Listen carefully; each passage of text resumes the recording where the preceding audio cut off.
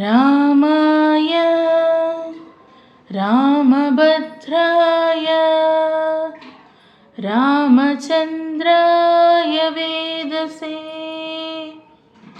రఘునాథాయ నాథాయ సీతాయ పతయే నమః. హాయ్ అండి, హలో అందరికీ, welcome to learn with me Pratyusha. విన్నారు కదండి ఈ పద్యము. ఈ పద్యానికి అర్థం తెలుసా మీకు? అర్థం చెప్తాను, వినండి. రామాయ రామభద్రాయ రామచంద్రాయ వేదసే అంటే రామాయ ఓ రామ, రామభద్రాయ భద్రాచలంలో నివసిస్తున్నటువంటి ఓ శ్రీరామచంద్రమూర్తి, రామచంద్రాయ చంద్రుని వలె ప్రకాశిస్తున్న ఓ శ్రీరామచంద్రమూర్తి, వేదసే అంటే వేదాలలో, రఘునాథాయ రఘునాథాయ అంటే రఘు వంశానికి చెందిన రాజులలో. నాథ అనే పదానికి రకరకాల నానార్థాలు వస్తాయి. అది ఏమేం చెప్పచ్చు అంటే, మనం నాథ అంటే పతి అంటే హస్బెండ్ని చెప్పేటప్పుడు నాథ అనొచ్చు. అలాగే రాజు కూడా, రాజునికి వర్ణించేటప్పుడు కూడా మనం నాథ అని ఉపయోగించవచ్చు. అలాగే భగవంతుడికి కూడా నాథ అనే పేరుని మనం ఉపయోగించవచ్చు. సో పైన చెప్పిన పద్యంలో దీనికి మనం ఏమర్థం తీసుకోవాలి?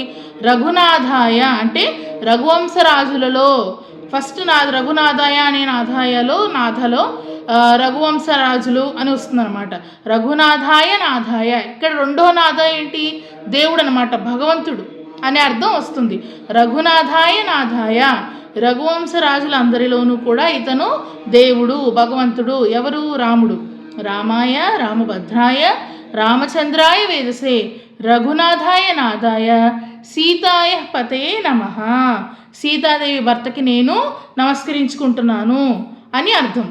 అలాగే ఈ పద్యానికి ఇంకొక రకంగా కూడా చెప్పారు. పద్యానికి అర్థం ఏ రకంగా అంటే, రాముణ్ణి ఎవరెవరు ఎలాగా పిలిచేవారు, ఎలా ఉచ్చరించేవారు అనేది కూడా దీనికి మీనింగ్ కింద తీసుకోవచ్చు. రామ అని దశరథ మహారాజు రాముణ్ణి పిలిచేవారు అనమాట. రామాయ అంటే ఓ రామ అని దశరథ మహారాజు అతని తండ్రి రాముణ్ణి పిలిచేవాడు. రామభద్ర అని అతని తల్లి కౌసల్యాదేవి పిలిచేదనమాట. రామచంద్ర అని కైకేయి పిలిచేది. రామాయ రామభద్రాయ రామచంద్రాయ వేదసే అని శ్రీరాముణ్ణి వశిష్ఠుడు పిలిచేవాడు. వశిష్ఠుడు ఎవరండి?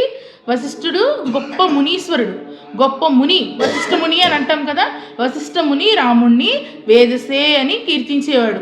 వేదసే అంటే అర్థం ఏంటంటే వన్ హూ ఈజ్ నాలెడ్జబుల్, చాలా తెలివైన వాళ్ళు అని అర్థం. ఓకే, వేదసే అని వశిష్ఠుడు రాముణ్ణి కీర్తించేవాడు. రఘునాథాయ అని రఘువంశానికి నాథుడు, దేవుడు అని చెప్పి ఋషులందరూ కూడా రాముణ్ణి కీర్తించేవాళ్ళు.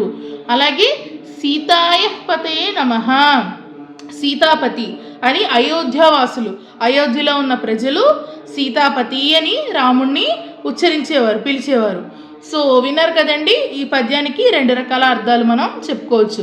ఒకటి ఇలాగ రామాయ రామభద్రాయ రామచంద్రాయ వేదసే అని ఈ రకంగా పిలుస్తున్నటువంటి ఎందుకు పిలిచారు అనేది మీనింగ్ మనం తీసుకోవచ్చు.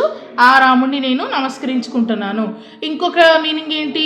రాముణ్ణి ఎవరెవరు ఏ విధంగా పిలిచేవారు అనేది ఇంకొక మీనింగ్ కింద వస్తుంది.